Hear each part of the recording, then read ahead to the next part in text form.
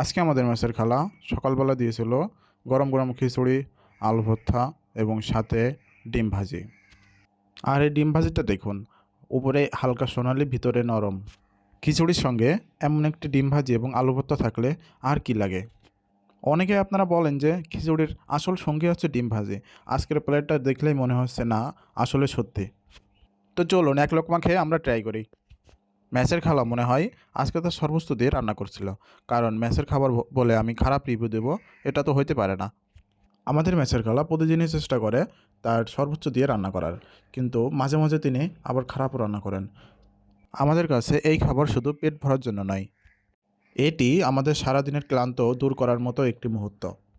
মেসের গরম গরম খিচুড়ি এবং আলু ভর্তা আর ডিম ভাজি খেতে বসলেই মনে হয় কত সাধারণ খাবারও আমাদেরকে আনন্দ দিতে পারে মেসে থেকে। তো আপনারা বলুন তো, খিচুড়ির সঙ্গে আপনার প্রিয় আইটেম কোনটি? ডিম ভাজি, গরুর মাংস, ইলিশ মাছ ভাজি, নাকি গরুর কলিজা ভুনা? জানিয়ে যাবেন খিচুড়ির সাথে আপনার কি খেতে ভালো লাগে। আর আপনাদের মেসের খালা আজকে কী রান্না করেছে, খিচুড়ি কেমন রান্না করে আমাদেরকে বলে যাবেন।